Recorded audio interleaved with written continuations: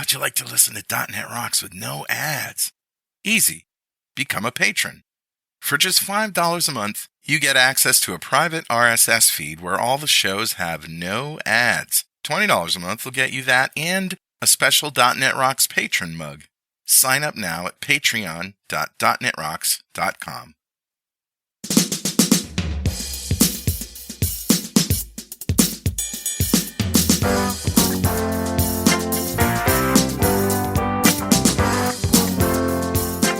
Hey, welcome back to .NET Rocks. This is Carl Franklin. And it's Richard Campbell. And Richard's here to deliver another Geek Out at the end of the year, 2022. This is between Christmas and New Year's, right? This is the chill time. Absolutely. When you can, you've had enough of your family and you're just looking for a break. And so let's talk a little space for a while, Yeah. Pour yourself a scotch or whatever it is you like and sit back and just enjoy the I got a little orphan barrel here from my friend for Christmas. So. Oh, that's right. That's what I was drinking on the last show. Yeah. But it was too early in the day for you, so now. So you made me record this one later so I would drink with you. Exactly. That's a good plan. I like that. See plan. what I did there? All right, well, let's start the way we normally do with a little thing we call Better Know a Framework. Roll the music. Excellent.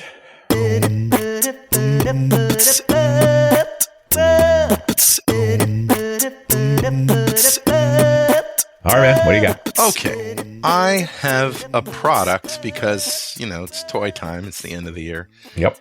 And this is something that I use. And I use them so much, I bought 4 of them. Holy man. Yeah.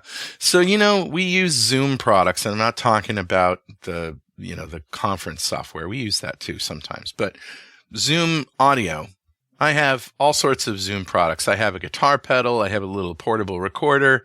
We've been using the Zoom H6 field recorder that does 6 channels of great audio. Yep. When we're on the road, I use a P8 here in my studio. Right. But we've been using them since the very beginning for portable audio. So sure. I found this field recorder. It's called the Zoom F2. Okay. It's very, very small. It's little. It is wee. It's very small. Most of the weight is taken up by the 2 AAA batteries that take up also most of the space. Yeah. So it's mostly a pair of batteries. It's mostly a pair of batteries. Yeah. That's hilarious. You can put it in your pocket, and it has a lav that's built in, and there's an app that you can use to start recording, stop recording, and you can also lock recording. It works with Bluetooth. So you connect to it with Bluetooth, and then you can control it. Cool. It's great. Yeah, that's excellent. So it's a couple $100, and you can get it by going to 1826.pwop.me. You kind of can't go wrong. And then it'll take you right to it, or just search for Zoom F2 BT. Right. That's what it is. Awesome, dude. So that's what I got. Who's talking to us today, Richard? Hey, I grabbed a comment off of show 1772. And that's the one we did back in last year, the Space Geek Out. So, about a year ago. Yeah. And this comment comes from Steve Richter, who says, I do not follow why SpaceX is not working on more reuse of the Falcon 9 second stage. Would it be doable by adding a Starship-type heat shield and then carrying some more fuel that would be used to slow down the second stage during your entry? Is this technically possible, just not cost productive? I don't understand why the larger Starship, which generates more re-entry heat and I guess has to fire more rockets to slow down, is able to be a reusable component compared to a smaller vehicle. Maybe SpaceX could design a ssmaller Starship, one that could be launched by the Falcon 9 first stage. And I think you should call Elon and ask him personally. Maybe we could, right? So, but yeah, the funny thing is, Elon said many years ago he was going to make Falcon 9 fully reusable. And then physics got in the way. Yeah. For the most part, you use very little fuel to do reentry. You only have to slow down a little bit, and often not slow down at all because you're not in a fully stabilized orbit by the time the second stage separates. And you're going to slow down. Yeah, well, something's going to slow you down. It's just a question of how much it's going to hurt. Yeah. But the reality is the weight of a heat shield capable of ablating that much speed for the mass of that second stage pretty much eliminates the second stage carrying any payload. Like it's not going to work out. And if you add that additional weight, then you have to make the lower stage bigger. And, you're now in the nasty little rocket cycle. The space shuttle, though, had those tiles that were very lightweight. Yes. That protected it. And it did have a payload. Yeah, it was also 100 tons. It was enormous. And the same with Starship. The amount of fractional mass you have left over, recognizing the vast majority of the mass in any spacecraft is fuel. Mm-hmm. So you only have a little bit, literally 1 or 2% of mass left over to do any work, to carry people if you're going to carry people, if you carry payload if you're going to carry payload, and so forth. And all that reentry stuff counts against that mass as well. Okay. So the only way to make something that's recoverable, to have enough mass to have recovery equipment on board, is to make it quite large. Yeah. So one would argue that Starship is probably about as small as you can get for something that will function both as a second stage, complete orbit and be able to orbit maneuver, and then to re-enter and recover. Not that it has. This hasn't happened yet, right? Right. There are many prototypes being built, but none of them have flown fast or far enough to reach orbit, much less to deal with re-entry. Should be soon. Probably in 2023, we're going to see the first attempts. So we're getting closer there, but it's one of those things where, because of the rocket equation, because we only get a little bit of mass that isn't fuel, we need to be big enough that little bit of mass can be a whole heat shield. Okay. So, Steve, thank you so much for your comment, and a copy of Music to Code By is on its way to you. And if you'd like a copy of Music to Code By, write a comment on the website at .netrocks.com or on the Facebooks. We publish every show there. And if you comment there and I read it on the show, we'll send you a copy of Music to Code By. And definitely follow us on Mastodon. I'm at Carl Franklin at techhub.social, and he's at Rich Campbell at mastodon.social. And send us a toot. It's like a tweet, only tootier. Only tootier. Rudy tootier. Much tootier. Oh, man. I don't know. I have about 600 followers as of this recording, which is December 20th. Yeah, so people are headed over, They're headed over. It's going to take a while. We don't know what's going to happen here, right? Yeah, Maybe Twitter will be just fine, but it's nothing wrong with Mastodon. I'm not jumping out of Twitter, and you can still get to me at Carl Franklin and him at Rich Campbell. Yeah. It's just that, things are a little different there. A little wacky, a little odd. Wacky. Right. We'll see what happens. Well. That's okay. Yeah, the floor is yours, my friend. Space us out. Let's go back. You want to do a little time warp? Let's jump back to show 664. Oh, I remember that like it was the back of my yesterday. I don't know what I remember. So this is before the Geek Outs, although I later I tagged this show as a Geek Out. This is the show we did on the square kilometer array and radio astronomy. Right. Yeah. Now, I had been reading about this thing, and I thought the data problem, the terabytes of data they were holding around, was a really interesting data problem, which is why I made the show. Yeah. Right. Later that year, you would convince me after Atlantis Land to do the space one that would eventually become the Geek Out. Only because we sat at a bar and you gave me a dissertation on the space shuttle that lasted for hours. And I said, you need to record this, my friend. Apparently. And I did not think it was a good idea, and I was wrong. Yeah. So guess what? What? This past December, they had the commencement ceremony for the Square Kilometer Array. So 11 years later, there are two installations. There's a low frequency installation in Western Australia, just 800 kilometers so north of Perth, in the middle of nowhere. This very electromagnetically quiet space. It just reminds us what this array is. If I remember correctly, this is a radio astronomy array. Yeah, so it's an array of listening devices, for a better, lack of a better word. For listening into space. Although, if you see a photograph of them, what you're looking at is 131,072 roughly 6 foot tall metal Christmas trees. Yeah. I mean, it's nothing pretty to look at. Yeah. But it's a lot of them. Right. And with the software that we have today, and by the way, they're not all installed yet. They won't be finished until 2028. But the installations are started and they're doing testing with it. I remember one of the things that you said was, and if you think you've got big data, check this out. Yes. There isn't enough storage in the world to take care of this data. They are going to have to process in situ. And the reality is, when the array is complete, this will be 8 times more sensitive and with about 25% higher resolution than the best low frequency radio astronomy telescopes anywhere in the world. So it's a next level. And I should also mention, because at the time when we did that show back in 2011, and I'm sure you remember this clearly, there was a debate whether they're going to do it in Australia and South Africa. And ultimately came out they're going to do both, because there is a mid-frequency radio astronomy array going into South Africa that's about 200 dish antennas. So different band, similar application, also large array and very sensitive. I just wanted to throw that in there because it's nostalgic. I don't think of the Geek Outs as that old. That, that was 11 years ago we did that. Mm-hmm. And here the project is coming to fruition. That's so cool. Meantime, in 2022, we set a record for the most space flights ever by this civilization. Last year was the record. In 2021, we had 144 orbital flight attempts with 133 successes. By we, you mean the human race. But it's civilization. I'm not going to get technical. This year, at this moment, and we're recording this before Christmas. Yeah. There's still going to be more flights because Elon's kind of nuts, right? Mm-hmm. Like SpaceX wants to fly 2 more times this year. So at this moment, there's been 181 attempts with 174 successes. No Christmas for you. Back to work. And that's at this moment, 58 Falcon 9 flights and 1 Falcon Heavy flight. Wow. Although apparently there's supposed to be 2 more, which would take them up to 60, which is, what his goal was. He wanted to get to 60. One of those Falcon 9 boosters landed for the 15th time. So cool. So that's a new high water mark.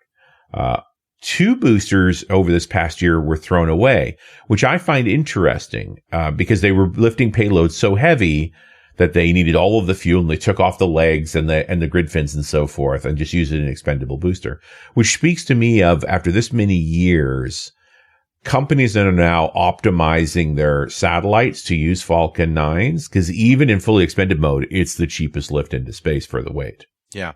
And by the way, we were making fun of Twitter. Elon's clearly having some challenges right now. I don't think he's getting good advice. I think he's listening to some questionable people. Yeah, and that's for sure. I said to a friend of mine the other day, you know what I miss? I miss the, hey, let's fly my car into space, Elon Musk. That was a fun Elon Musk. That was a fun Elon Musk. Right now, not so much. And just, I'm gonna hit these early because these are not on the most exciting stories. The Starship Super Heavy in 2022, there was a lot of development going on. So they flew SN-15, which was one of the Starship prototypes. That was the first one that stuck the landing. That was back in May of 2021. It was amazing. And we thought we'd be flying into space 3 months later. Right. And that's just not been the case. There's a few reasons for that. The main one was the FAA basically said, like, listen, if you're going to use this thing as a launch pad for orbital class flights, not just test flights, you need to go through certification. And it's taken months and months and months.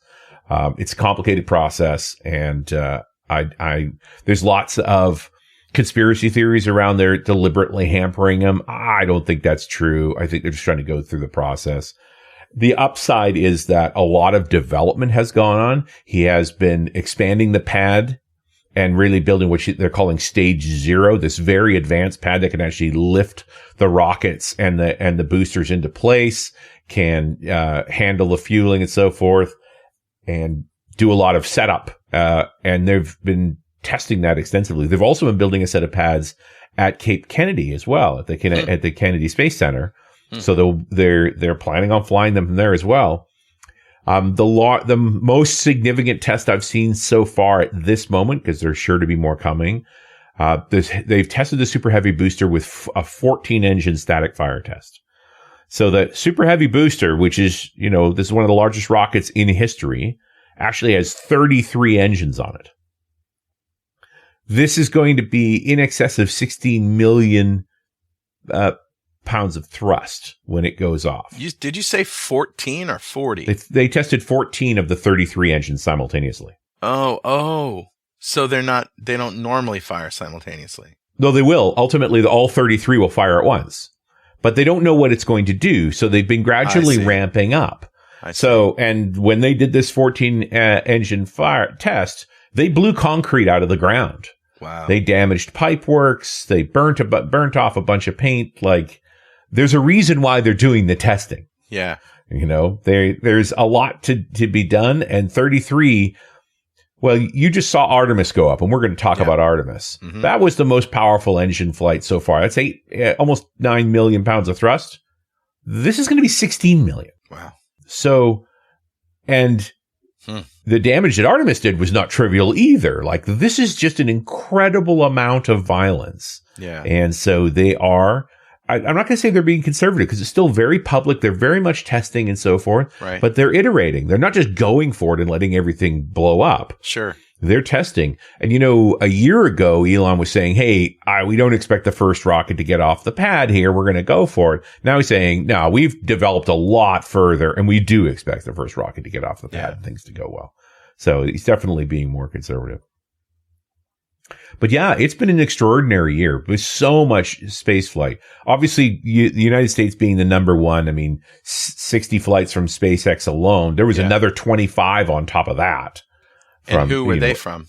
I'm talking about America alone. America had 85 attempts. So that's who did the other ones? Deltas, the Cygnus, like all the other rockets that the United States have. They have a lot of choices. So is it NASA? Is it really just They're NASA primarily and SpaceX? No? NASA and the U.S. Space Force. Okay. China's the number 2 this year. 10 years ago, they'd maybe fly 10 times into space. They mostly military space payloads, that kind of thing. Mm-hmm. This year, 62. Wow. So, that's cool. Again, a third of all flights in the world were China. A third of all flights in the world were Falcon 9s. Yeah. And then third place, Russia had 22 flights. Yeah. And then it diminished down there. India's got a few and so on. Mm-hmm. So what all happened? Yeah. Boy.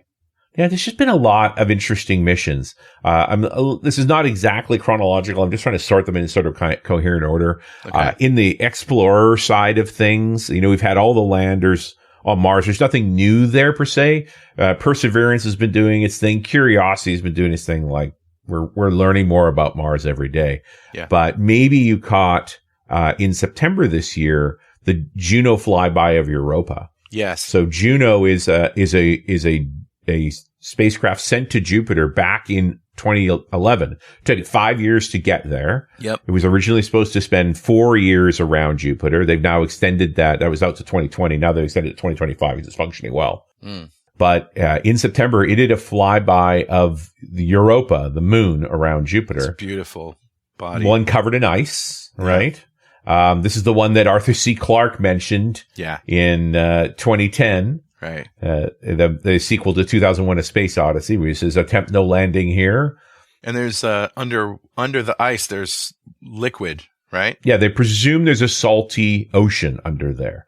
And there is a proposal for a Europa mission where we land a submarine on the surface that will melt its way through the ice and look underneath. That's so cool.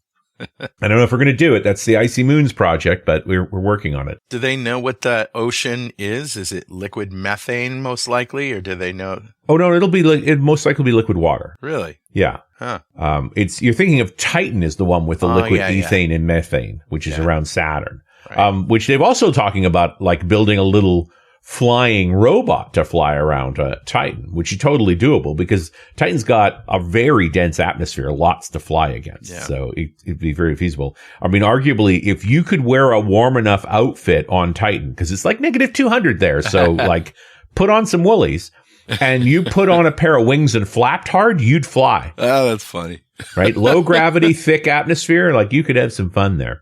Yeah. Anyway, the last time we had pictures of Europa like this was way back in the 1990s with the Galileo spacecraft, which did a very close flyby of Europa as well. The difference is the sensors, right? Now, this is a vehicle built in the early 2000s and flown in 2011. And so the imagery is astonishing. It's beautiful. The funny part is that flyby was only a couple of months ago. So we always has the raw pictures. We haven't had any analysis yet. It takes time for scientists to go over that data. Are we going to link to some of these pictures? Yeah, I'll throw them in the show notes for folks who want to look at them because it is very cool. Yeah.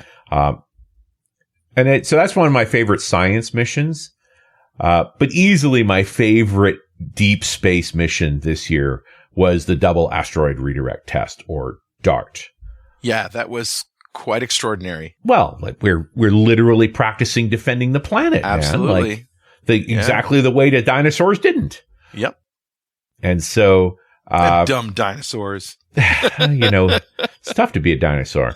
So this they was get a bad rap, don't they? A 600 kilo spacecraft, about 1,300 pounds. So, like a smart car sized. It's like a small car, yeah. Yeah, it took off in November of 2021, and it went to the asteroid Didymos. Now, Didymos is about 780 meters across, like 2,500 meters across. It's a pretty big rock. Yeah. Like, if you sat it beside the Burj Khalifa, the biggest tower in the world, that tower is slightly taller than it, but not as massive, because this thing's like 522 million metric tons. This is a big old rock. Wow. Yeah. And it's in an orbit around the sun outside of the orbit of the Earth. Although there's part of its orbit that passes relatively close to the Earth, so it's easy for us to look at it. Yeah. And it has its own moon.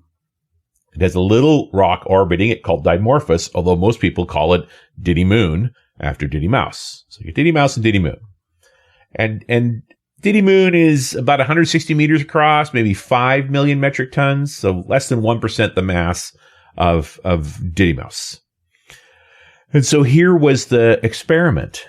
We want to know if an impactor can significantly alter an orbit. Right. And so the way to do it was to impact that Diddy Moon and see if we could change its orbit going around Diddy Mouse. In other words, bump into it, right? Bump into it with vigor. It was a kamikaze mission, was it? Oh yeah. No, Yeah. it was booking. You're it. Yeah. So obviously the problems with dealing with asteroids with explosives is you blow them into a lot of little pieces, and now you have lots of little asteroids headed for the Earth. Well, and it's really important that you bring that up, because one of the things we didn't know about Didymos, or Diddy Moon for that matter, is what the integrity of those asteroids are. They're Right. not they may not be solid. Right. They could have been ice, and it could have just shattered into Well, and as it turned out, icicles, ice cubes. it looks like Dimorphos, the little moon, is a rubble pile. It's just a bunch of rocks being held together loosely with gravity. Wow, isn't that interesting? So one of the tricky bits, clever bits they did here is they had a CubeSat that came along for the ride called the Lycia Cube. And so 2 weeks before the impact time, this CubeSat was released so that it could photograph the DART impactor on its way in. Yeah. And so, I understand, like, this is velocity. They removed when DART hit Diddy Moon, it was moving at like 6 kilometers a second relative Wow. to the moon. I mean, what is that in normal speed? That's really freaking fast. 13,000 miles per hour. Okay, booking. Right. Booking.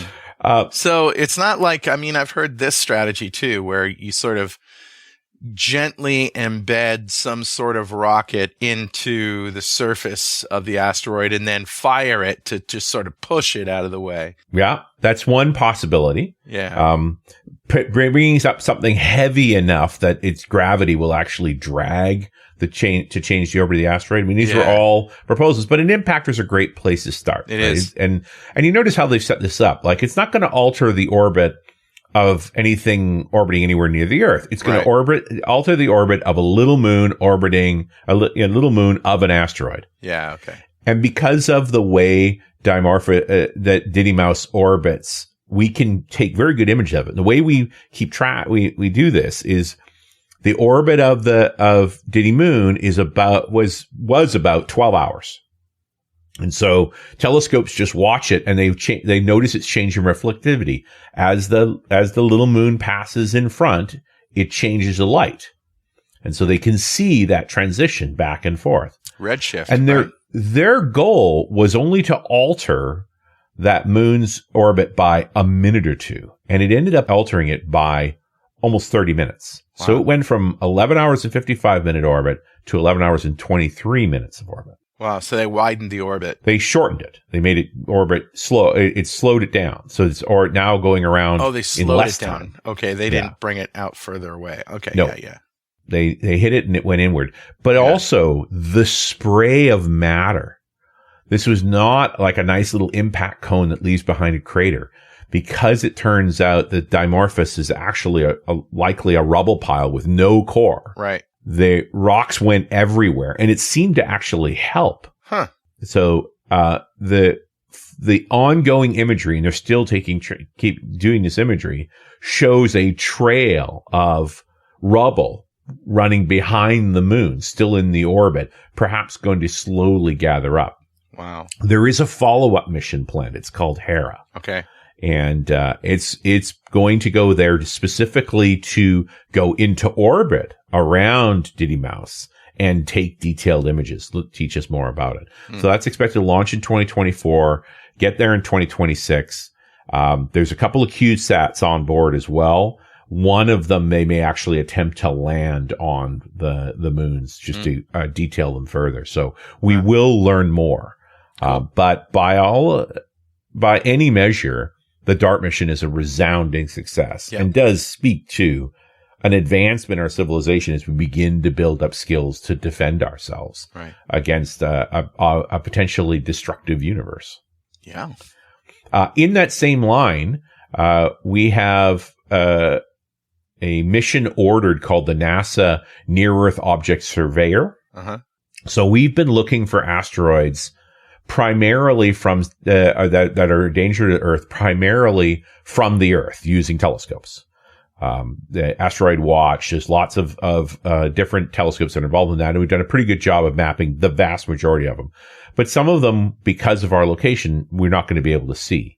And so the NEO Surveyor is actually an infrared telescope that we're going to put into an Earth-Sun orbit at the L1, the Lagrange point 1, or L1. So that's a balance point between the Earth and the Sun, so that we stay with the Earth as it goes around the Sun. And it's by changing that angle and being an infrared telescope, it can identify asteroids by their warmth by the Sun that we may not be able to see from the Earth. Wow. So we really are, stepping up our ability to understand the environment that we're in our solar system and look for the risky rocks, and then perhaps to do something about them. Yeah. That's pretty cool, man. Hey, should we progress. take a quick break? Let's do a break. All right. We'll be right back after these very important messages.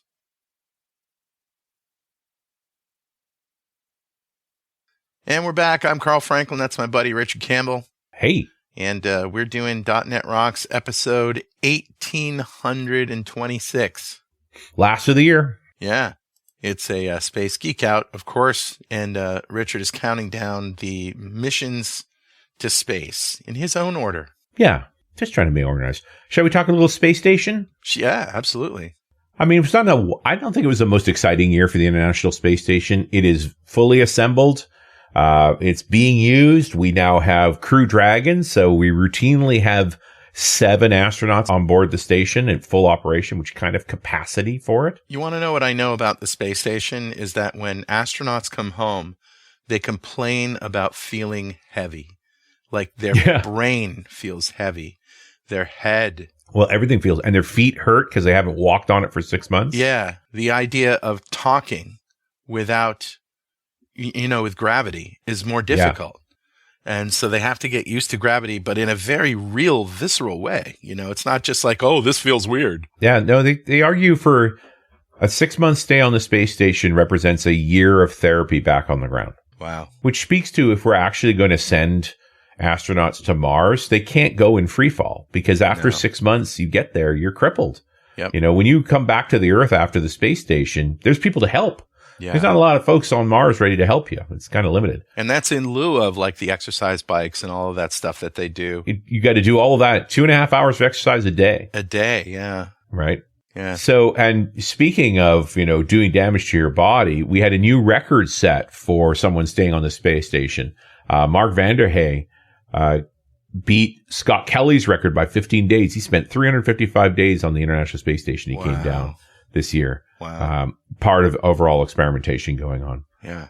We also had the first all-tourist flight to the International Space Station. So there's a company called Axiom Space, and there are a bunch of ex-space station technology folks and managers that are planning to build their own space station. They're going to stage it from the International Space Station. But one of the ways they're funding things is by doing tourist missions to the International Space Station. And so they rented a Crew Dragon to fly for tourists to the space station. And that happened in 2022. So we talked about space hotels and vacationing back in the day. We're getting closer to that, it sounds like. You're seeing elements of it. Interesting twist on this, considering we're talking in the wintertime when travel is challenging. Yeah. The intended stay for these tourists was 10 days. And due to weather, they stayed for 17. Wow. It wasn't safe to return the Crew Dragon until Weatherfest. And you thought that extra layover in Minneapolis was tough. Was something. You should try this. So $55 million a seat. 4 seats per flight, and apparently they have 2 other flights fully sold. So how much per seat? $55 million. Wow. You're not going to get that on Expedia. I mean, and just to point out, yes, we had 4 passengers on that, all billionaires. Yeah, of course. It's still a billionaire hobby. Yeah. Right. It's like I could have bought a yacht. I bought a week on the space station instead. Boeing Starliner finally made it to the space station after its second attempt, or really almost third attempt, only second flight. So remind us what this is. This was the alternative to Crew Dragon, right? The United States, when they were going to build new crew vehicles, said we want 2. So if something goes wrong with one, we have a backup. Mm-hmm. The Boeing solution with Starliner, which is also a 4-seater, cost much more than Crew Dragon and has been plagued with problems. Their first test flight went so poorly, they essentially had to refly it. Wow. And then that took a couple of years. They got all the way to the pad once and then spent several days on the pad and then found so many problems they actually had to take the whole rocket apart and try again. All missions that were originally planned for Starliner now have been moved to Crew Dragon at the moment, but that should be changing now. They finally had the test mission they should have done a few years ago successful this year. And this is also the capsule that lands on the ground rather than in water. It lands on airbags, a little different design. Right. So that's progress and good. We have an alternative to Crew Dragon. If anything ever goes wrong with Crew Dragon, Starliner could actually step in. Right. Sure. Last couple of points on the International Space Station. Like I said, it wasn't a wildly exciting time. They are putting new solar panels in. These solar panels are more powerful than the ones that are currently on the station. Mm-hmm. They are actually placing them over top of the old ones. So they're just being fitted in place. They come up on cargo dragons and they deploy them and unwind them out to give the station more power. It's important to remember that the station is only certified through to 2025 and they might stretch that to 2030. So yeah, about the solar panels going over the old ones. Nobody wants to be up there with a crowbar ripping off old solar panels. That's just nobody's going to do that. No, nobody's going to do that. And those old panels have holes in them for micrometeoroids. Yeah. They are damaged in different ways. They are full of a lot of electricity, so they're bloody dangerous. Yeah. And so it's much easier to just put these new ones in place. But it's also much more advanced technology. Yeah. Okay. Good. Last International Space Station bit is just recent. Only in the past week or so, they discovered a coolant leak on the Soyuz vehicle. So a couple of the Russian cosmonauts were getting ready for a spacewalk when they noticed that there was a liquid spraying out of MS-22, the Soyuz that brought up 2 Russians and an American just a few months ago. Did it get hit with a piece of space debris? That's the current working theory, is that it got hit by a fragment of some kind, like a flick, a paint or something. Yeah. The Canadarm2 was used to get a good look at it. It was a radiator leaking at the aft portion of MS-22. Mm-hmm. It's like a less than a millimeter wide hole. That coolant loop is for cooling the electronics in the return, in the descent vehicle. Yeah. So, it's not like there's still a question of whether this vehicle is safe to return in. There is manual reentry systems available on the Soyuz, and it's happened before where they've had to do a ballistic reentry. It's hard on the astronauts, but they'll survive. The alternative is they send up a replacement, which is expensive. But MS-23, this Soyuz was supposed to come back in March, with the two Russians and the American on board. And now they're debating whether it's safe to use or not. And considering the current financial situation in Russia, I think they're probably loath to send the replacement up. Not a priority. But there is a NASA astronaut supposed to return on that vehicle. It's also, we're in an unprecedented state right now. If there was an emergency on the space station and they had to evacuate, there's only enough seats for each astronaut. So they would have to use MS-22, and it may or may not be safe to return in. Well, I remember the fire on the Mir space station. You remember that? Yes. We talked about that, didn't we? We probably did at some point. I mean, that was in the 90s. So yeah. We weren't making many shows back then. No. But I think we talked about that historically. But it was pretty scary. Basically, the fire extinguishers were stuck to the wall, and the ones they got off didn't work. And it was touch and go there. And space fires are weird, right? Well, the Mir also had a collision with a runaway Progress freighter that broke seals, and they lost one of the Spectre module. Lost pressure, and they never did get that back. Yeah. Space stations wear out, and the International Space Station is wearing out. Yeah. There may be some components they can save to use for longer in different configurations, but the core modules now are more than 20 years old, and they are starting to fail. I just love the idea of the ISS, though, that it was created as a sort of multinational effort. Yes. And every country that participated added their module. Or contributed in some way. Yeah. Contributed in some way. Yeah. It was just a very good way to cooperate. And it looks to be the standard going forward. NASA now wants to go to commercial space stations after this one is gone. So they're currently putting agreements together to buy time on space stations. At the same time, they want to build the Lunar Gateway as a space station in orbit around the moon. And it's going to be an international agreement as well. That's going to be JAXA, the Japanese space agency. Canadian Space will be involved as usual, making arms. That's what we do. Yeah. The European space agencies. I mean, other than China and Russia, everybody's invited. Now, a station around the moon is interesting, and I can understand that. I always, I grew up in the 80s like you, and Space 1999 was an interesting, terribly acted, terribly shot show. Yes. I went back and watched that, and I was like, oh my God, that's terrible. It's awful. Mm-hmm. But the idea of a moon base was a good one to me anyway. But now that I think about it, I mean, if it's on the surface of the moon, that makes it particularly challenging to get on and off. Right. Whereas if it's just in orbit, you just go and dock to it, and and there you go. So why in orbit around the moon? Why not? Is it tethered to the moon or something? No. Just in an orbit around the moon. But you're hitting all the key points here, which is that once you've gotten out of the Earth's gravity well, it's not that hard to get to a station around the moon. Right. So if we're going to start staging long duration missions onto the moon, which is the proposal, we're going to need a place to stage it from. And so having a station there makes a lot of sense. You're going to send all your resources there, gather them up. Folks, the people are going to come at the end when you've already got all the supplies, the lander, and everything ready to go. Right. Then you go there, load up, go down for your mission onto the surface for the current guess is 42 days. Yeah. So a 14-day cycle of daytime, a 14-day cycle of nighttime, a 14-day cycle of daytime, come back up. And then you go back via the gateway. Although we'll talk about that because we're now getting into the Artemis era and the beginnings of all this. I mean, a couple of the components for Lunar Gateway have been ordered. Yeah. But they're not delivered yet. We haven't built anything yet, but there are elements being built. We need to talk about one other space station because there is another space station. Right. The Chinese completed the Tiangong space station this year. Mm-hmm. The original core component was put up in April of 2021. Okay. And then they've added two science modules, the Weitian and the Miangtian, both this year.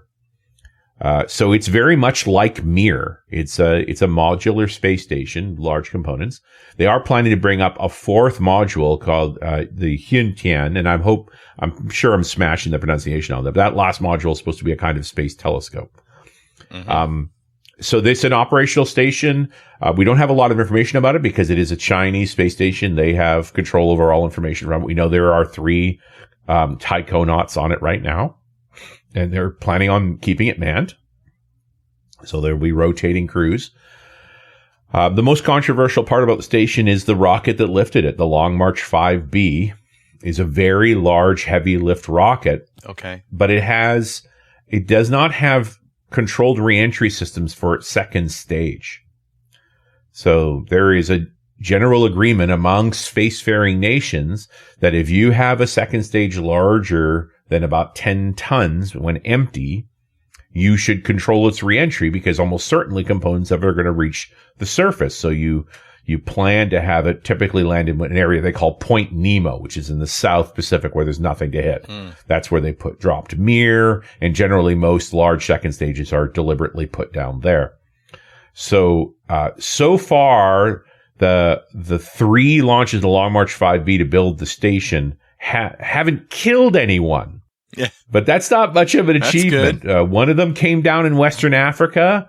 Another one of them came down in the Pacific Ocean, and the last one landed right off the coast of Indonesia, of the Philippines, and got very close, very dangerous. And so it's like, listen, guys, you need to improve this rocket. Like, you're going to kill somebody doing this. It's just, It's dangerous. Yeah. But either way, they built their own space station. It is up and running. They are doing their own human science and learning, and they made their intent that they plan to get to the moon as well. Wow. So, cool. it is a space race. Sure. So, what else can you tell me about the moon? So we've had a bunch of moon missions, more than we've ever had in recent times. Back in June, there was a lightweight mission flew off an electron booster called Capstone. It's a lunar orbiter. What it is a kind of CubeSat. It's only about 55 pounds. It's a little guy. To be the very first vehicle to ever go into the kind of orbit they want for the Lunar Gateway. When I think of the word CubeSat, I always think of the Borg. Yeah, you're not wrong, except these are 10 centimeter by 10 centimeter cubes. Although this one is a 6 CubeSat, so it's a bit bigger than that. Okay. But it's sort of a standard form factor for small satellites. Yeah. But it's got solar panels on it. It's got thrusters on it. Its goal is to put itself into the same orbit as they're going to use for the Lunar Gateway. Mm-hmm. I mean, one of the things that's happened since the 1960s, since the Apollo missions, is computers have gotten dramatically better. Our understanding of orbital mechanics has advanced. Yeah. And so we're experimenting with very different orbits. We know a lot more about moving in through orbital behavior, so we can burn a lot less fuel in exchange for more time to be able to put ourselves in a different orbit. So one of the problems you have with the moon is that its gravitational field is relatively erratic. There are mass concentrations on the moon, likely large impacted asteroids from the Great Bombardment era, that vary the gravity of the moon by a couple of percentage points. So if you think about, a basketball with a chunk of lead in it on the side, that's going to wobble a bit. It's going to not only wobble a bit, but it's going to pull on you differently. Yeah. And so a great example of this is Apollo 11. When they did the burn on Eagle to go to land on the moon, they started on the far side of the moon. It's a half an orbit to get to land. And they had mapped out all of the landmarks and exactly when they would pass them to know they were on time to land where they expected to land. They had a very limited amount of fuel, so this is very carefully calculated with relatively limited technology, 1960s technology. And all of this, by the way, is online. If you want to listen to the entire landing sequence, which is about a half an hour, from the separating from the command ship and beginning there and then doing the burn down to landing, it's about a half an hour. And within a few minutes after their burn, Neil Armstrong says, "We're long." And his point was, we've passed one of the markers too soon. they were going to land beyond the intended landing site, which is exactly what happened. Mm-hmm. Now we get into the drama of Apollo 11, which that by the time they're actually getting close to the landing, they've passed the safe landing site, the flat spot that they wanted to land in. And the computer is guiding them to land in a field of boulders the size of houses. Yikes. And so Neil takes manual control of Eagle and flies over those boulders and finds himself a safe patch to land with a few seconds of fuel left. That's amazing. Yeah, I remember that. I mean, it's like Kubrick shot it himself, right. But it's not true. And the reason was they did not understand the irregularities in the gravity of the moon. Interesting. That they had passed over some mass concentrations that caused them to accelerate more than planned. And so if you put a satellite into low lunar orbit, it won't stay there. Those variations in gravity will eventually force it down. And so most long duration orbiters around the moon, and we have a few of them, like the Lunar Reconnaissance Orbiters, have highly elliptical orbits. So they have orbits where they pass close to the moon at speed and then they fly away from the moon. And this takes us back to the Lunar Gateway. The Lunar Gateway, we're going to put it into a thing called a near rectilinear halo orbit. So this is an orbit where it passes very close to it's flying in a polar orbit. So from north to south rather than around the equator. Right. It's going to pass close to the north pole of the moon and then sling far away from the moon over the south pole and then come back up. So what's the advantage of this orbit? Well, it's very fuel efficient. So it doesn't get disturbed by the mass cons near as much, so you don't have to lose a lot of fuel to stay in your orbit.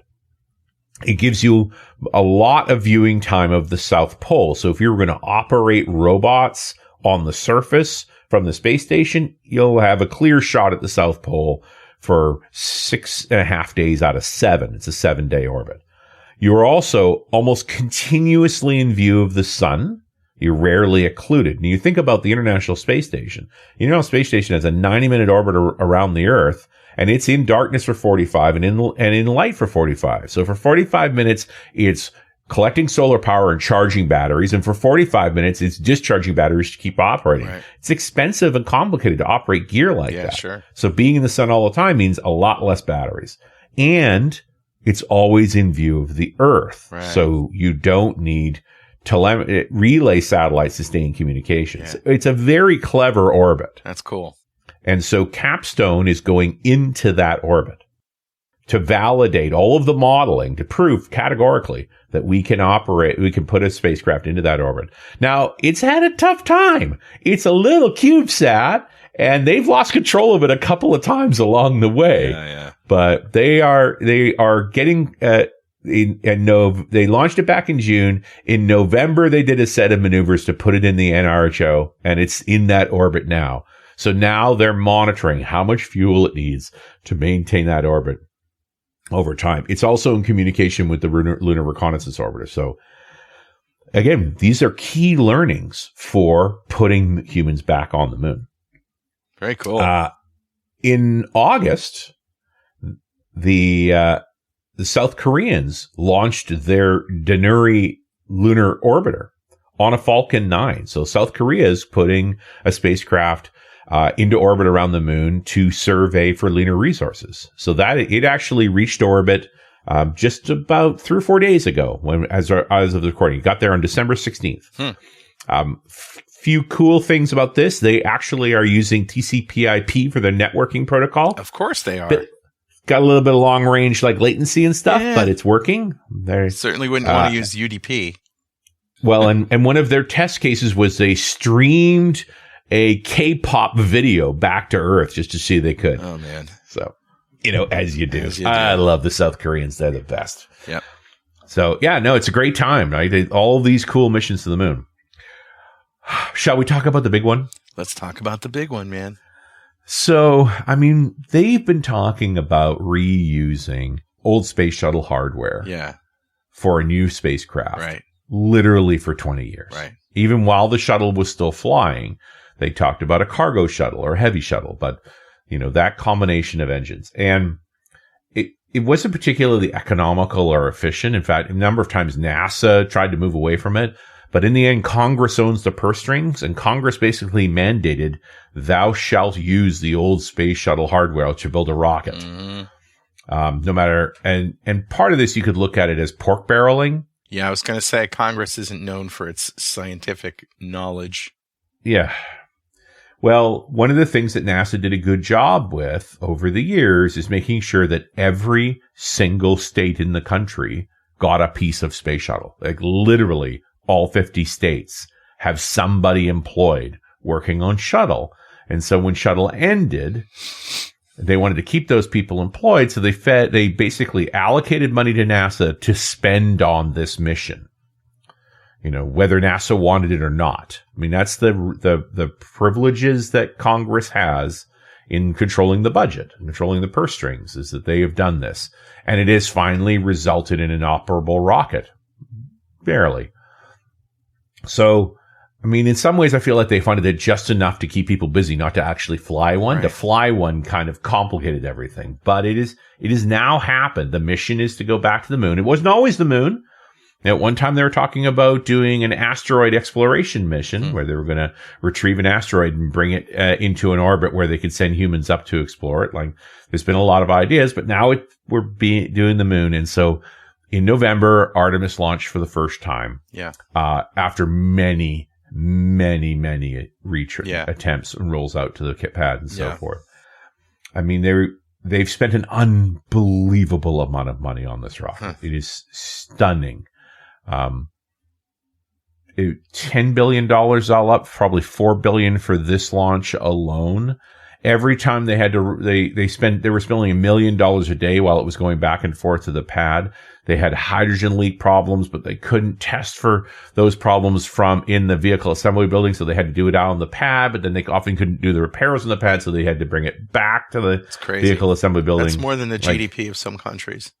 It's crazy. It's insane. One of the things I was keeping track of is that the tanks on the lower stage were only certified for 22 pressurizations. And many of those were used in tests. More were used when they were doing engine tests. And then they got to the pad, I think, with maybe 9 left. And then they kept pressurizing, having hydrogen leaks, and having to depress again. So I think they may have launched with only maybe 4 iterations left. Like, it got very close. But rocket delivered. It got the payload to orbit. The interim upper stage, which is a fairly weak upper stage that doesn't really take advantage of what the rocket can do. There's a more advanced stage in development, but it isn't ready yet. Boosted successfully to the moon. Few things. It was the most powerful engine firing ever. That's 8.8 million pounds of thrust. And it did damage to the launch platform. It blew doors off the elevator. It shattered pipes. It sent metal plates flying more than a mile. Wow. They spent $1 billion on that launch platform building it, and they're going to have to repair it. But considering they're only planning a flight every 2 years, they have time. You know, they're not exactly running it at SpaceX cadence here. They did have an Orion capsule on board. They had put modified GoPros on the ends of the 4 solar panels on the service module, so that you had all this outdoor footage, and they were simply connected by a Wi-Fi access point back to the capsule, relaying back to Earth, which I love. That's awesome. Like, that's all great. Yeah, right? well, I'd go to Best Buy and pick up a couple of Netgear Wi-Fi access points. And basically, you know, I presume this stuff was a little more radiation hardened than that, but it's still, it meant that the footage, you know, you saw when they were doing firings and the cameras would shake because the arms were shaking. You know, it was very real. And not good enough quality to be faked. You know, it's just like, you wouldn't make something this ugly if you were making this up. It was just working. The orbits they get, again, I mentioned earlier about, we've learned so much more about orbital mechanics and have such good software now for analyzing them. This particular orbit that they use, the distant retrograde orbit for Artemis, you wouldn't use it with people on board because it's not a fast orbit. You would always use free return orbits when you have humans on board. So if there's a problem, they're already headed back to Earth. But this was about being very, very fuel efficient so that they could test more things. The weird part is that, especially if you play Kerbal Space Program, you think this way. You tend to want to fly to the body you want to orbit around and just sort of stay around it. And there's this idea called a sphere of influence, that you want to stay close enough that you're always in the gravitational sphere of influence of that body.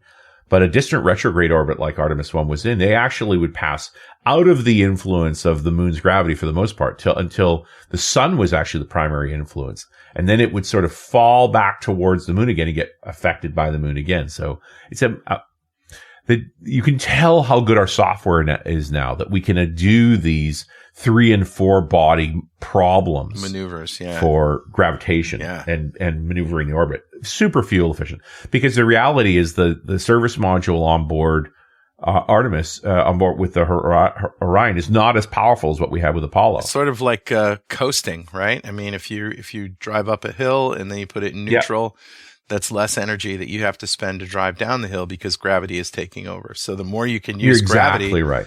The less fuel you have to burn. Yeah.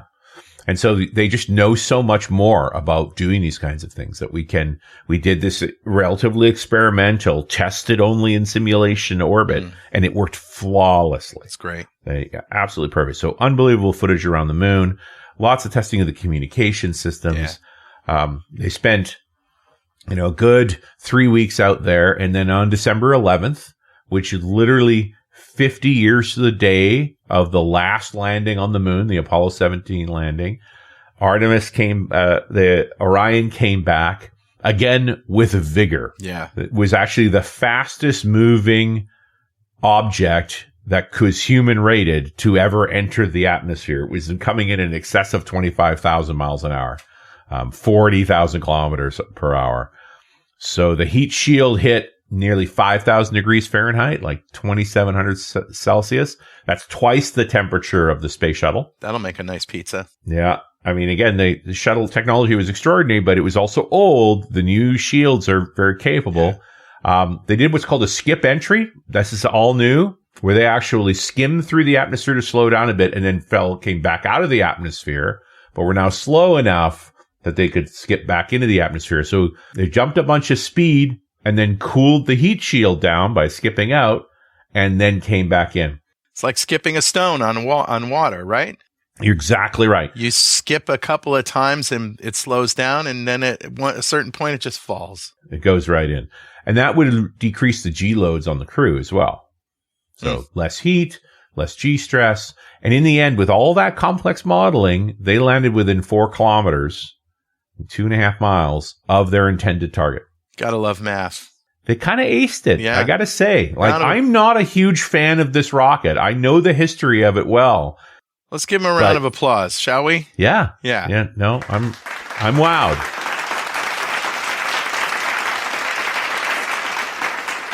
Well done. And so that's the end of Artemis 1. We were expecting 2 years from now Artemis 2, which is more or less the same mission, but this time with a crew on board, with a landing system waiting for them in lunar orbit to actually go onto the surface. And at this particular moment, that lander will be a variant of SpaceX's Starship. Yeah. Wow. And they're saying but guarantee one of the crew members will be female, so she'll be the first woman on the moon. Fantastic. Do you want to take another break and we'll do some recapping on where Artemis is going? And then I've got a couple more things I really want to dig into. I think that's a fine idea, Mr. Campbell. We'll be right back after this very important message or two.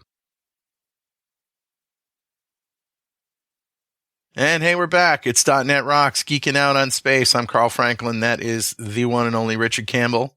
Hey. And we just wrapped up Artemis, and now you've got a few more things to lay on us. Artemis 1. So Artemis 2, we're going to return humans to the surface of the moon. We're going to do it with this SpaceX lunar lander, which was one of 3 proposed. It is a Starship, so it's 60 meters tall, which is really huge. They are building it. They've not only got a contract for the first one, they now have a contract for a second one. And hopefully they'll get done on time. They're not going to actually hold things up. Although, I wonder if there's ever going to be an Artemis 3. I mean, with the amount of effort that it takes, You think about everything that needs to be on that lunar lander and how enormous it is. And it has to be refueled. And do all of these Artemises have to be used from space shuttle parts? The Space Launch System is Space Shuttle hardware. That's the whole design. So it's Hydrolox first stage using the RS-25 engines. They have 12 of them now because they used up 4 of them. They're being thrown away. I was going to say, at a certain point, they're going to run out of parts, right? They're going to have to make more, and they've already ordered more. Okay. So they're going down that path. But you think about, what does the Orion do? The Orion's main job is to get you out of the atmosphere, get you into orbit, keep you alive while you're there, and fly you to the moon, where you'll either meet the lander or meet a space station and wait there while they go down to the moon. The lander itself comes from the Earth initially, right? It's going to be lifted off from there. This is a Starship. Then it needs to be refueled, which is all in development still. Right. You fly it to the moon, and then you need to refuel it there. Yeah. So that it can land on the moon, take off again. And then it's supposed to wait around the moon for its next mission. They should be reusable. You wonder how they ever did it with Apollo. Well, everything was smaller and more dangerous. Yeah. It was supposed to be direct descent, one vehicle that did it all. They ended up using 2 vehicles in an in-orbit rendezvous where the 2 vehicles would dock together and travel together, but then they threw it all away. One of the requirements for the human landing system on the moon was that it be reusable. And the only one that proposed a reusable system was SpaceX, right? The Blue Origin national team actually had 2 components out of the 3 thrown away. The Dynetics solution threw away external tanks and was so overweight it would never fly at all. They're trying to revise it, but only the SpaceX design has excess capacity. But you still have the problem of, okay, you're going to reuse the lander, but you're going to have to resupply it as well. So that's when you need the Gateway to put the lander on it. By the way, the lander's going to be larger than all of Gateway, right? It's a Starship for crying out loud. But it begs the question, why aren't we just flying the Starship, the lunar lander back to the Earth? Right. Right? If you got to refuel it anyway, bring it back to the Earth, put it into orbit there, replenish it there, close by, with your low Earth orbit vehicles. Bring your crew up in a Crew Dragon instead of bothering with Orion at all, and then fly that landing system back to the moon, refuel it, land it, do your mission, take off, refuel it, fly it back. Have you thought about this in terms of expense? I'm just trying to do the math. As to what's more efficient, right? Knowing how expensive Artemis missions are, they're billions and billions of dollars. Yeah. We know the Crew Dragon works great. The only difference is that Orion is designed for deep space flight. But hey, so is the human landing system. Why make 2? Yeah. The one thing that we've never ever done is brought a human-rated spacecraft back into orbit around the Earth. So as you leave the sphere of your influence of the moon, which is only once you're 40,000 kilometers away from the moon, you're now re-entering the sphere of influence of the Earth. From that point on, you're accelerating towards the Earth. You don't have to fire engines or anything. The gravity well of the Earth has grabbed you, which is why by the time Artemis interfaced with the atmosphere, or by the time that Orion capsule on Artemis 1 interfaced with the atmosphere, it was moving at 40,000 kilometers an hour. Right. And I imagine a race car jamming on the brakes and doing a slide, when it hits that atmosphere, just to doing a sharp turn and trying to skip over it. And this might be the showstopper for the whole idea of let's bring the lander back to the Earth, put it in orbit around the Earth. How much fuel does it take to actually re-enter and stabilize into Earth orbit? Is it even feasible? Right. Right. Because then once you got it back into orbit around the Earth, then you bring up a Crew Dragon, you dock with it, you take your crew back off, they go back down to the surface. You can cut Artemis out of this entirely. Right. It's just a question of whether or not you can pack enough fuel on to be able to re-enter orbit without using the atmosphere. Now, maybe they could do some atmospheric braking. The same way that Orion did that skip into the atmosphere and back out again. Could they do a skip like that with the landing system, do some slowing down, then use their engines to finish? It's all a possibility. So it makes me wonder, what's practical here and what's the most efficient way to go about things, irrespective of the fact that the Congress wants the space launch system to continue. It's just an awful lot of money that could be spent on other things. Yeah. It's expensive.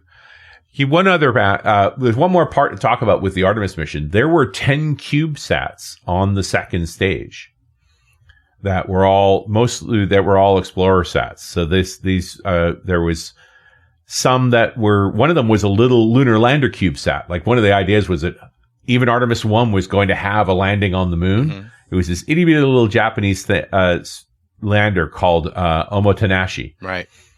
Except for that part that when it came out of the CubeSat deployer on the second stage, it spun out of control, and by the time they got control of it, it was out of power and was never usable. Yeah, it's kind of a bummer, isn't it? It's a bummer. I mean, CubeSats are supposed to be inexpensive, and so, you can take some risks with them. In fact, 3 of the 10 CubeSat missions failed almost immediately in various ways.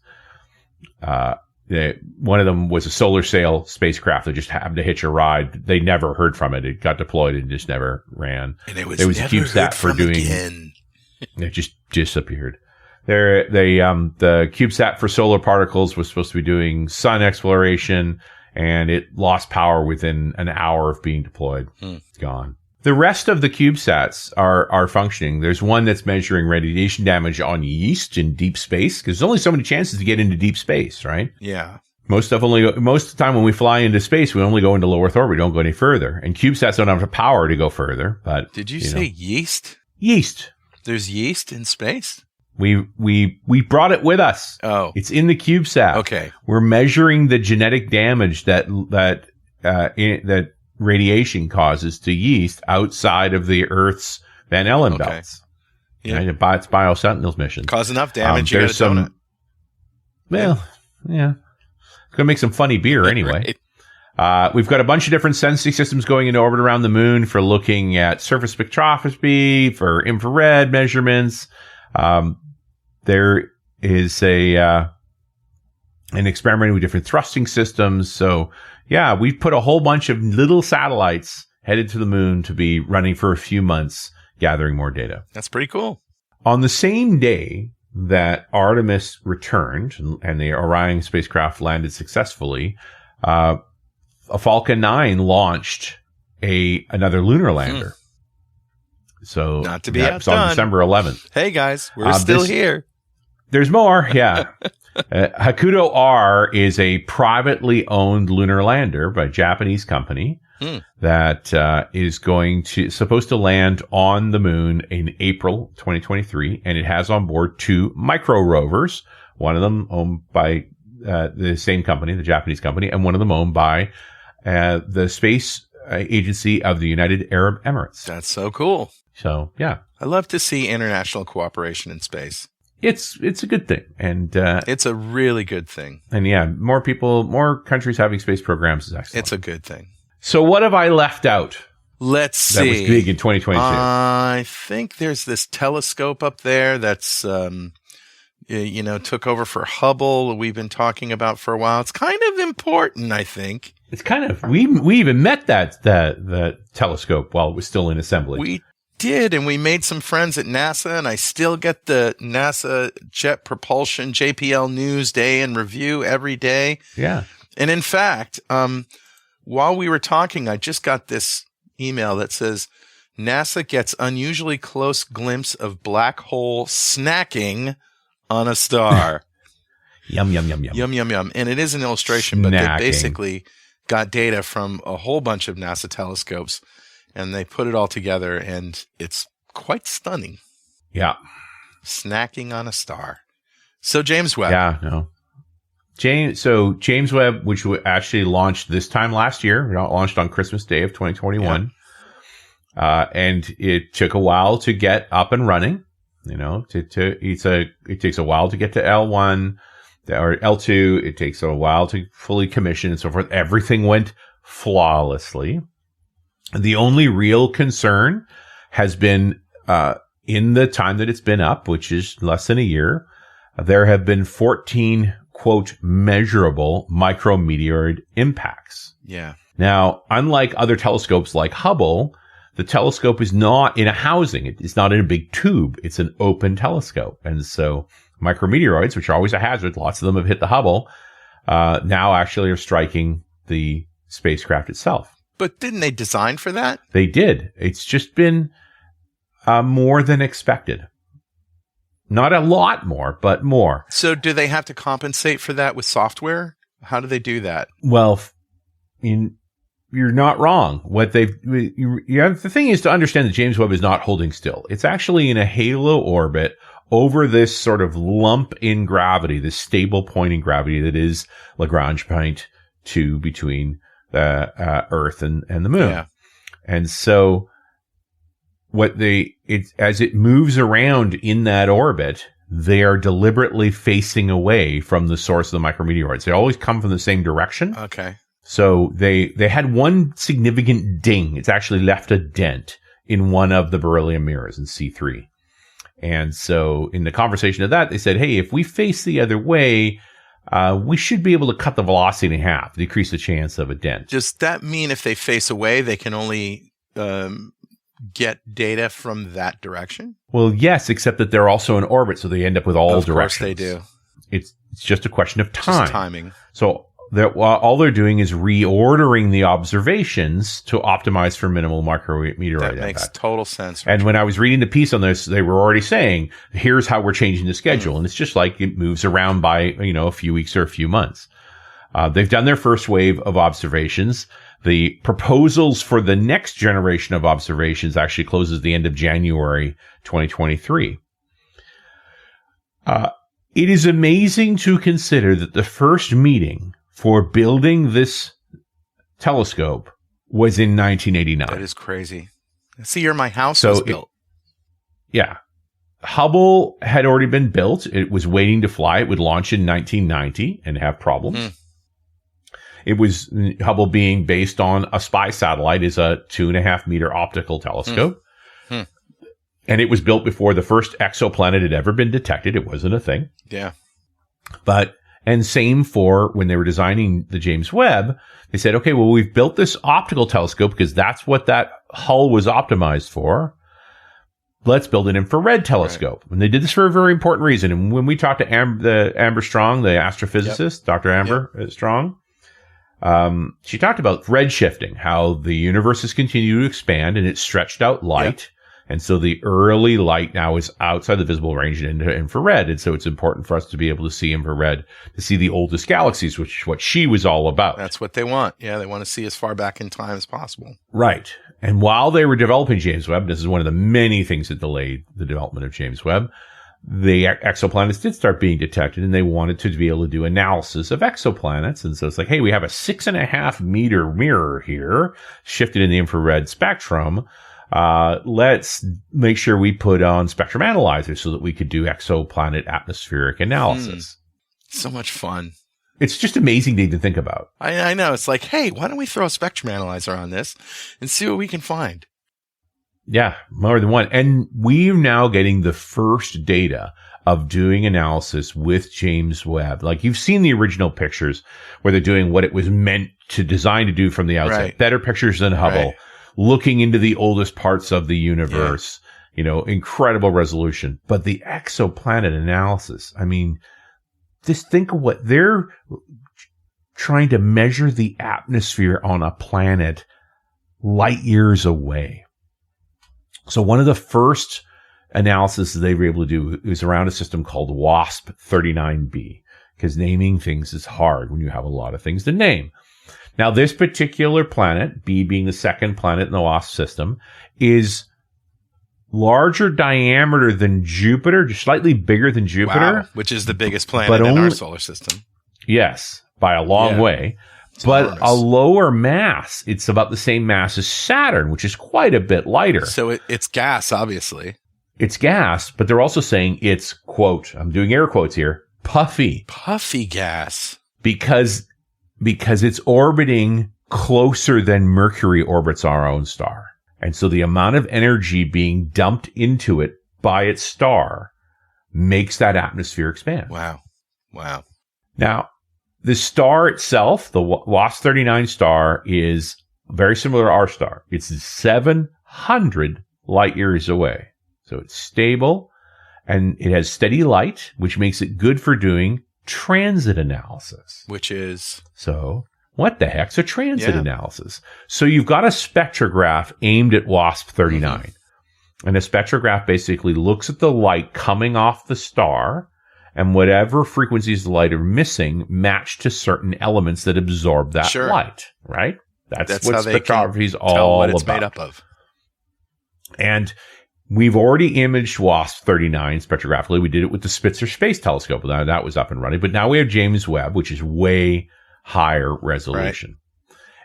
Now, when they want to get a planetary analysis, what they do is they have the spectrograph of the star, and then as the planet passes in front of the star, the spectrograph changes because the planet is absorbing other wavelengths. Yeah.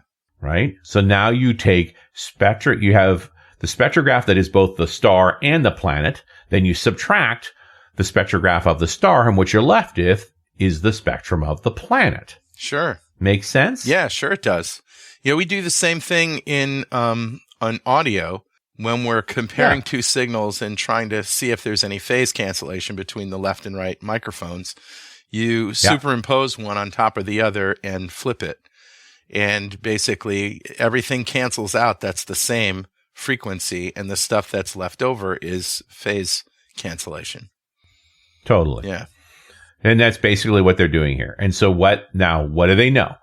What they've detected is that the atmosphere of WASP-39b contains a lot of carbon dioxide and sulfur dioxide. And the sulfur dioxide is interesting because normally sulfur doesn't hang around. It tends to get combined pretty quickly, right? And so it implies, and this is what the paper was talking about that I read on this, photochemistry around another planet. So the point being that energy is striking the star and altering the chemistry of the atmosphere. So the only way for there to be sulfur dioxide is for there to be free oxygen to grab the sulfur. And how the heck would there be free oxygen? Why would there be? Because oxygen doesn't like being free. Nope. It likes to be combined with something else. So the usual source of oxygen is water.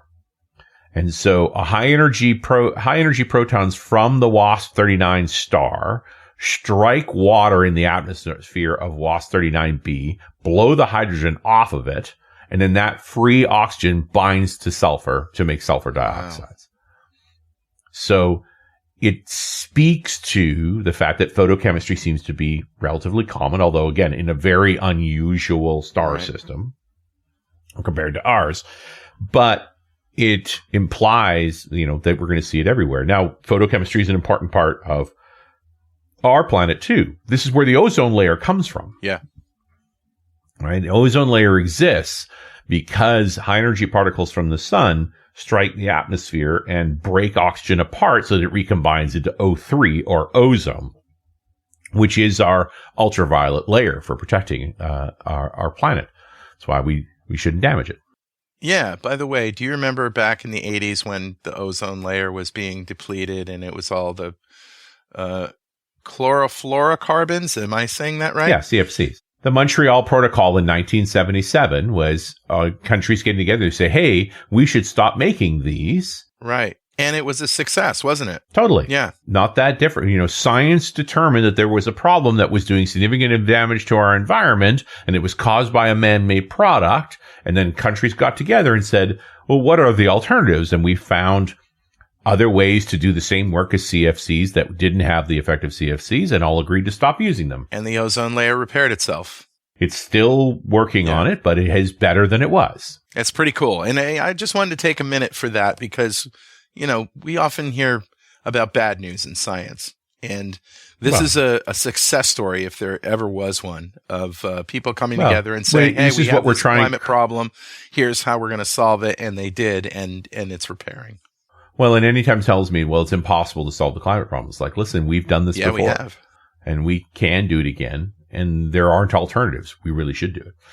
So what else could we be looking, if you're looking for an exoplanet atmospheres, I mean, what do we want to look for? Definitely want to look for water. What's interesting? Well, we're always going to find water, but really we're trying to find signs of life. Right. So you want something that's in the Goldilocks zone? Yeah. And that's the area of the orbits based on the strength of the power of the star where you're likely to have liquid water. Right. But measuring water alone is not enough. It's not so hot that it's going to burn off, and it's not so cold that it's going to freeze. It's just in that temperate zone. Yeah.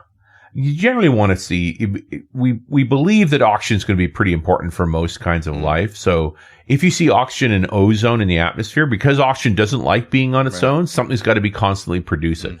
And ozone's a great measure of that. It has its own spectra because that means there's an active oxygen cycle. Right. So something's perpetually producing oxygen if you can see oxygen in the atmosphere. Yeah. You know, for a long time, there was no oxygen in the atmosphere of the Earth. First couple of billion years, right? Then there was this thing called the Great Oxidation Event. Oh, those were the rough days, man. Those first billion years. Well, man. But there was anaerobic life, bacterial life on this planet, and almost all of it died in the Great Oxidation Event. It was an incredible extinction event, too, even if it was good for us. Other compounds that we would want to find, phosphine and ammonia. Now, these are both compounds of hydrogen. So phosphine is phosphorus and hydrogen. Ammonia is nitrogen and hydrogen. We definitely want nitrogen. For sure.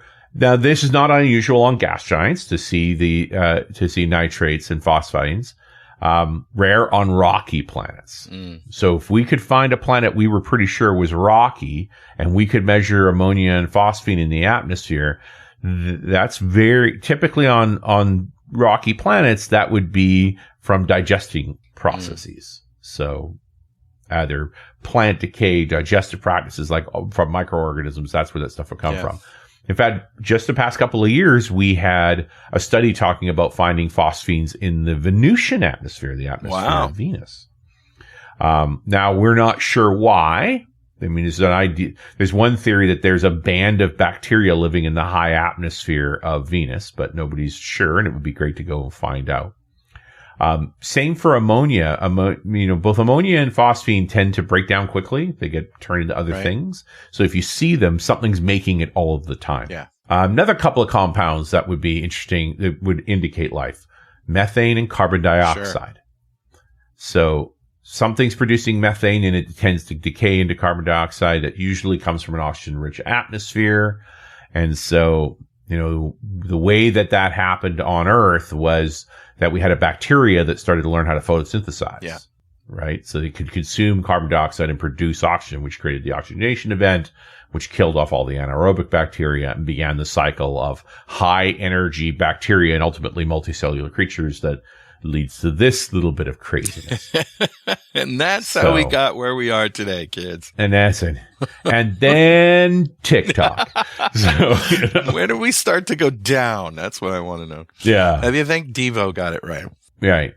Those are all the compounds we know about. Obviously, we're interested in any weird compounds, so that's why we're going to study everything we can find. But anything find like that, we'd now have a candidate planet for life, which always speaks to the reality of science fiction that we will detect life on other planets long before we can actually get to them. Although often, as has happened in our own world, we had a bunch of different lifetime cycles that lasted relatively short periods of time, and then the environment had changed and they died off, and that could happen again. Yeah. Another famous exoplanet set is the TRAPPIST-1 system. Right. It's famous because it has a lot of planets around it, and there are several that live in the Goldilocks zone. Now, we've known about this for a while, right? We've done it for a while. It was detected by Spitzer. It's been mapped by a couple of other systems. Now we're going to aim James Webb at it. Their current primary interest will be TRAPPIST-1e, which is a world they're pretty sure is probably completely a water world. And so it'll be interesting to see the spectra coming from that. So it's on the observation stack. However, there's also time to talk about what comes after James Webb. Well, first of all, before you talk about that, you said James Webb was developed started in 1989. What year did Hubble start? In the 70s. It was part of the original proposals for the shuttle, was that it'd be capable of carrying a satellite of that size. All right, so 10 to 18 years after, somewhere in there, 10 to 12 or somewhere between 10 years. So have we started in 99 the next telescope? Yes, that's W first. Okay. So that's a different kind of infrared telescope. It's not quite as large. We now call it the Nancy Grace Roman Space Telescope. We sort of given it a fancy name, but for a long time it was called W first for Wide Field Infrared Survey Nancy Telescope. Grace, was she like a money personality on? No, I think you're thinking about the news personality, but no, this was a scientist. Okay. Right. Well, that's good anyway. I'd hate to name a telescope after a news personality. Anyway, it really came about from the 2000 decadal study, and most of its designs were completed through 2010, 2011, and so it is close to complete now. It's planned to be launched in the next couple of years. Wow. That's cool. So is it going to be like James Webb plus or what? Committed to no, it's different. It's where James Webb is a very deep field designed to look a very, very long way. The W first is a wide field survey. So it can see much more area, more pointable. It's not quite as a massive a machine, but it has incredible sensors on it. So nothing bad to say about it. Well, it'd be a nice compliment to James Webb too. Yeah, and you're right, and definitely in slightly different frequencies. It's more in the style of the Spitzer, but it's much more advanced. But what comes after James Webb? So you've got the Nancy Grace Roman Space Telescope, which is should be flying in the next few years. As part of the following 10 years in the 2020 decadal study, they said it's time to build another optical telescope, but we want it to be far more sensitive and far more capable. Something to really replace Hubble? Yes. And so their goal is to launch it by 2034, which would happen to be the 100th birthday of Carl Sagan. If he'd been Carl alive. Sagan. They are calling it the Carl Sagan Observatory. Oh, that's so great. He was such a wonderful man. And its goal is to find exoplanets and analyze them for life. The current proposed design is essentially a larger version of the James Webb. So a hexagonal multi-panel telescope that folds up for flight, but instead of 6.5 meters, 12 meters. So think Starship capable, a big 9-meter wide payload bay to deploy a massive satellite that would then unfold with 5 times the size of Hubble and be able to image candidate planets identified by James Webb to do more detailed analysis and to deeply understand what's up there. That's so cool. Hey, before we leave, speaking of Carl Sagan, I don't know if we've talked about the gold record that Carl Sagan and his wife basically put on the Voyager spacecraft that got sent out into space in 77? 77. Voyager 1 and Voyager 2. The same year that Star Wars came out, the same year that Steely Dan Asia came out. Like, so many good things happened in 1977. And I turned 10, so that was awesome. And so did you. There you go. But Carl Sagan, this golden record basically had data and sounds from all sorts of things that were created on Earth. There were symphonies, there was the sound of babies crying, and it had some data on it as well, I think. I'm not sure exactly, but I think it was just mostly sound, but it was made in gold, so it was made to last. Yeah. And it's just fascinating to me, and you can hear more about that on other podcasts, I'm sure. But the Voyager 1 and 2 are still out there, and if you want to know where they are, I made a little shortcut for you to NASA's site. And if you go to voyager.netrocks.com, that brings you to the mission status. So I love this. It tells you when the launch date was for both 1 and 2, the elapsed time, the distance from Earth For Voyager 1, it's 14 billion miles, 14.8 billion miles away. And it looks like it's going at about 6 miles per second or something like that. The distance from Earth, the distance from the sun, the velocity. And then if you scroll down, you can see some instrument status.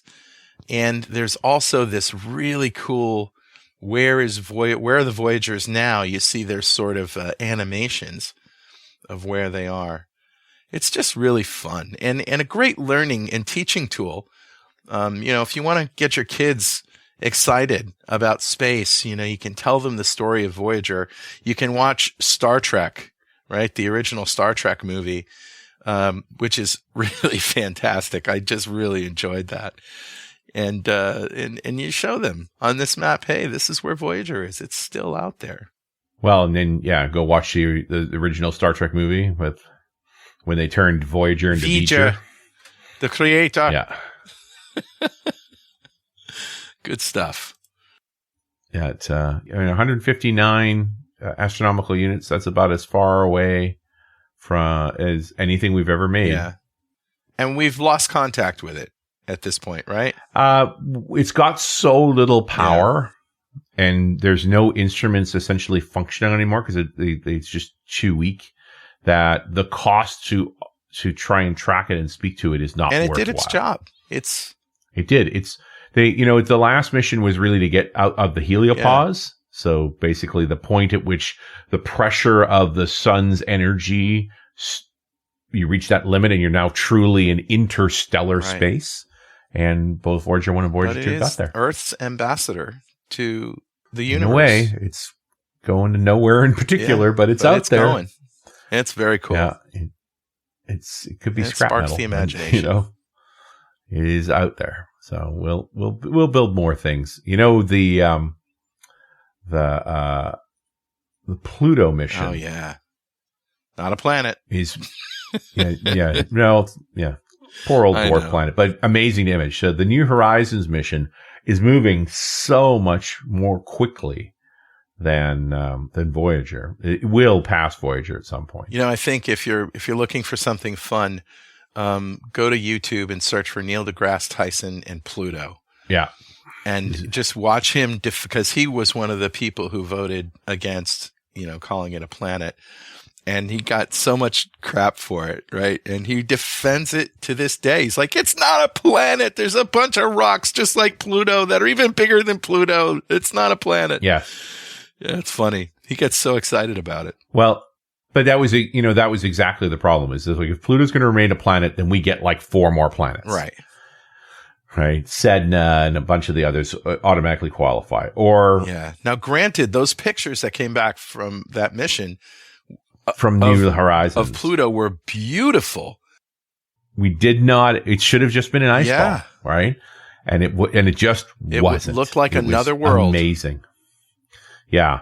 Well, and it's this cryochemistry, the tholene chemistry that creates all those colors. It's unique. Stunning. It's its own thing. Yeah. Now, the mission we're missing, the one we really haven't done, is sending an orbiter to Uranus. Right. Or Uranus, as they like to call it. Whatever makes you happy. You can send it wherever you want. Possibly Neptune, but Uranus would be the most interesting of the planets we have not studied in close detail. We put orbiters around Saturn. We put them around Jupiter. Plenty of stuff on Mars, even stuff on Mercury and Venus. But we've done a couple of flybys of Uranus and Neptune and nothing more. Yeah. And it's kind of time. Yeah, I agree. They are much colder gas giants. They're the cryo gas giants, and they have their own unique behaviors, and it would be worthwhile to understand them more, considering how impressive Pluto was, how extraordinary it was. It begs the question, what don't we know about those outer gas giants? Richard, another spectacular Geek Out. Thank you. It's a long one. I hope it was worth your time. Oh, definitely. It was worth my time and worth the listeners' time, I know for sure. So thank you very much. And hey, listener, we'll see you next time on .NET Rocks.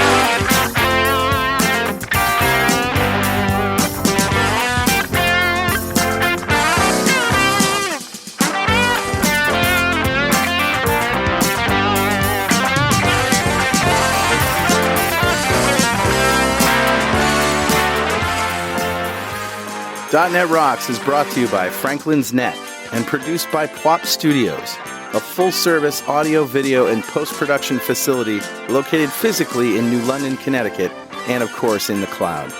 Online at pwop.com. Visit our website at dotnetrocks.com for RSS feeds, downloads, mobile apps, comments, and access to the full archives going back to show number 1, recorded in September 2002. And make sure you check out our sponsors. They keep us in business. Now go write some code. See you next time. Got transmitter banned by the FCC. Yes, I'm a type of